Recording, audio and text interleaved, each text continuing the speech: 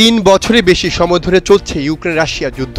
এই যুদ্ধ থামাতে মার্কিন প্রেসিডেন্ট ডোনাল্ড ট্রাম্প বারবার উদ্যোগ নিলেও এখনো কোনো সমাধানে পৌঁছতে পারেনি কোনো পক্ষই। ইউক্রেনে যুদ্ধ বন্ধের কথা বললেও রুশ প্রেসিডেন্ট ভ্লাদিমির পুতিন মানছে না বলে অভিযোগ উঠছে। এমন পরিস্থিতিতে পুতিনকে নিয়ে বিস্ফোরক মন্তব্য করেছেন মার্কিন প্রেসিডেন্ট ডোনাল্ড ট্রাম্প। তিনি বলেছেন, পুতিন 4 মার্কিন প্রেসিডেন্টকে ধোঁকা দিয়েছেন, কিন্তু আমাকে পারেননি। 14 জুলাই হোয়াইট হাউসে ন্যাটো মহাসচিব মার্ক রুটের সঙ্গে বৈঠকে তিনি এই মন্তব্য করেন। একসময় রাশিয়ার সঙ্গে ঘনিষ্ঠ সম্পর্ক নিয়ে আলোচনায় ছিলেন ট্রাম্প, কিন্তু ইউক্রেন যুদ্ধ নিয়ে তার অবস্থান একেবারেই উল্টো।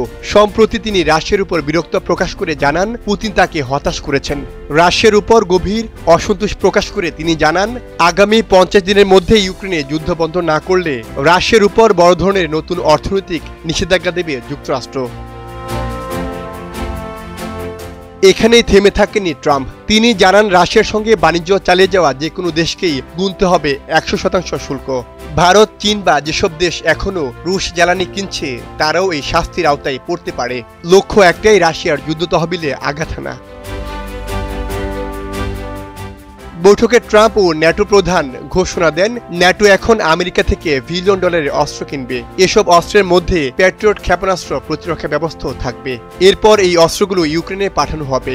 আর এসব অস্ত্র কেনা ও ইউক্রেনকে সহায়তা দিতে Germany, Canada, Denmark, Finland, Netherlands, Norway, Sweden ও যুক্তরাজ্য রাজি হয়েছে।